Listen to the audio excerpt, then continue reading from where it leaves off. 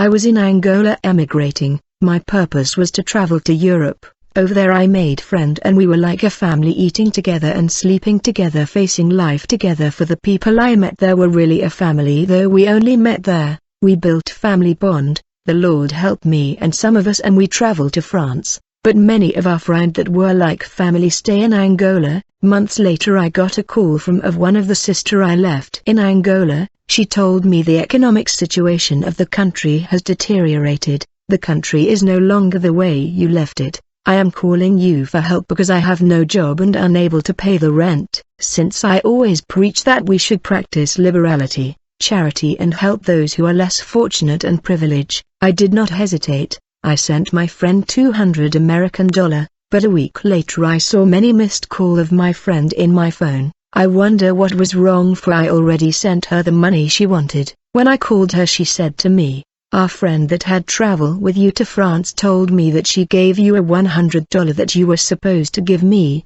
Thanks to the money you gave me I am selling stuff to survive here, but I need that $100 that our friend gave you so that I can pay the rent." I replied to her, "Our friend did not tell me to send you a $100, what I know is that I owe her a $100, but I will send you what I owe her if she confirmed to me that I have to send you." And when I talked to my friend in France, she told me I was planning to tell you but I forgot. Please send her the money, for the situation in Angola has become bad. I called our friend in Angola and told her I will send her the money later in the end of the month. She begged and said, "Please, I have to pay the rent, send it urgently." However, I felt no sense of urgency despite her repeated call in my phone. I forgot my promise of the end of the month. A week after the month has ended, I realized that my friend that was calling me all the time to bother me to send her money was not calling me anymore, and there was like a silence on her part. I found it strange. On that very day after praying I went to sleep.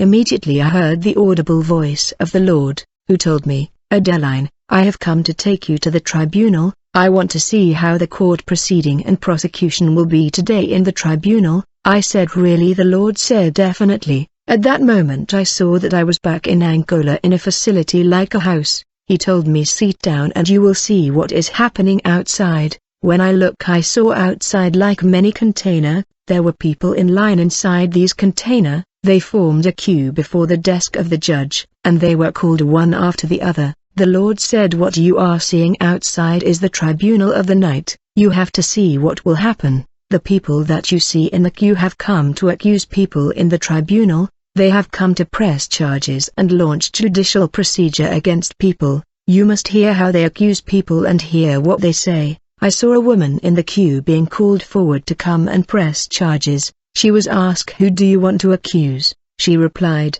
"I have come to press charge and accuse my son." "You have come to launch a legal action against your son, but what has she done?" they asked. The lady replied, "I have come to accuse my son because I am the one who raised him and suffer for him. When he was growing up he was sick all the time and I endure a lot. I paid his school fees and supported him until he got married. Today he say that he has discovered that I am a witch and he won't give me her money anymore." The judge asked him, "Is he really your son that you deliver in the world? How can your son that you carry in the womb and suffer for decide to never give you money anymore? Now how can we sanction him? What do you want us to do?" The lady said, "I want him to be far from that job. I want him to lack money for the rent. I want him to be unable to pay school fees for his children. I want him to reach a level where he would lack even clothes to wear." The judge said, "All right, your request has been granted. Your son will lose his job. He will lack even clothes to wear." I was stunned to see a mother going to this length, wishing that his son will lack the money to pay for school fees of her grandchildren. The next wizard was called by the judge, who asked him, "Who do you want to file a complaint against?" She replied, "I have come to press charge against my sister." "What has she done to you?" they asked. She replied, "My sister promised me money so that I will start selling stuff. But since she promised me the money to start trading, she is unwilling to give me that money. She refused to keep her promise. I left her a lot of time to keep her promise, but I have reached the limit. I decided to press charge." The judge asked her, "Did she really promise you money so that you start selling things?" She replied, "Absolutely." The judge asked her, "What do you want us to do to her?" What is the condemnation you want for her? The lady said, I want her to die. I want her to fall sick and suffer seriously before she die. She has to suffer at least 6 months in sickness before she die. The judge replied, your demand is granted. Your sister will suffer for 6 months with sickness, then she will die. I was stunned. I said, really, this woman wants the death of her own sister just because she is taking time to give her the money that she promised her? I wonder what kind of tribunal is this? People are accusing even their family member, and demanding evils, misfortune and calamity to befall their loved ones. Then the judge said, next, I saw a child that was in the queue stepping forward. I saw that in this queue the more people were leaving, more witches were joining. The judge asked the child, who do you want to file a complaint against? He replied, I have come to accuse my mother. She has beaten me for something I don't know. I told her that I did not do it, but she kept saying it was me and she beat me, though I am innocent. The judge asked him, since you are innocent, what do you want us to do to her? The child replied, I want her leg to suffer for 3 months. She must endure extreme pain with her leg for 3 months. I want to hear her crying in her room for pains. She must experience pain. Even if she take medication, it will not work. The next person was a lady. She said, I have come to file a complaint against a man who owe me money. Since he borrowed my money, he only gave a part of the money. Since then he does not want to pay back the debt. He also borrowed clothes from me that he wear, but he still refused to pay me. I am tired of asking him, for she keep lying that he will pay. The judge asked, what do you want us to do to him? The lady said, I want him to suffer all his life. Let chronic sickness become his life. The doctor must not be able to diagnose this sickness so that this disease will become his life. He has to suffer all his life. Because of sickness, I want him to lose all the weight so that he will understand that he should pay back the debt when he borrow. The judge replied, your request is granted. You will see with your eyes how he will suffer in his life. I said, what kind of tribunal is this? How can people go to this length? To my great surprise, the next person that stepped towards the judge was my friend of Angola that I sent $200, that I was supposed to send another $100. I said, what is this woman doing here? Does she has a problem with someone? Let hear what she will say. The judge asked her, you want to file a complaint against who? She said, I am here to press charge against Adeline. I said, what? What have I done to her? My friend said to the judge, my friend in France gave Adeline $100 to send me. She promised that she will send me that money at the end of the month. Yet the month has passed, and up to today I have not received the money. I call her many times at the end of the month, but she decided to ignore me. 1 week after the end of the month, I was still patient waiting for her call, but she failed to keep her words. That is why I have come to press charge against her. Immediately I rose up and jumped out of the window towards my friend of Angola that was accusing me. I called by her name and said, really, you have come to accuse me in this tribunal because of $100. When she saw me, she was in panic and stepping backward, telling the judge, this is the person I have come to accuse. How has she come here?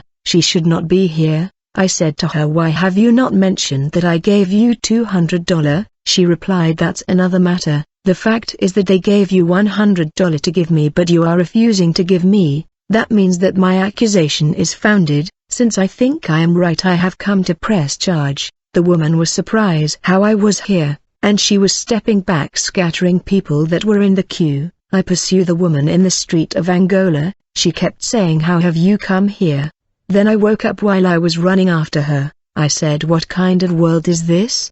People are accusing people in the night in the tribunal, and they are placing condemnation on people's lives. I noticed that the majority of the cause for which people were accused and condemned was promise that people fail to keep and debt that people fail to pay. Let us avoid borrowing. We do not know the spiritual identity of people that lend us money. In case you borrow, make sure to keep the deadline. Second, avoid giving promise just like that. I saw that these witches had justification when they were accusing people. They knew when people broke the law and they rushed to accuse them. Many sickness and hardship people are experiencing is a result of failure to keep promise and debt that they contracted.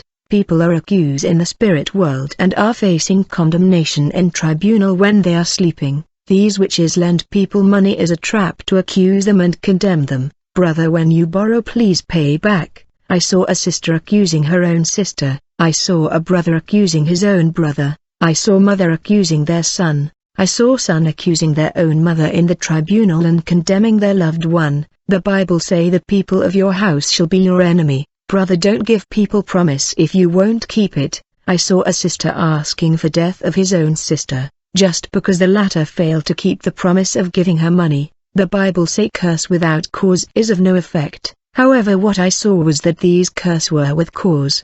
These accusation had foundation because people broke the law by failing to keep their promise and pay back the debt. Beloved, if you discover that your mother or father are witches and they are fighting you in the spirit world, the solution is not to refuse them money when they ask, unless the Lord tell you. Just declare words before you give them. There are people who want you to give them a promise and hoping that you will fail to keep your promise so that they will accuse you.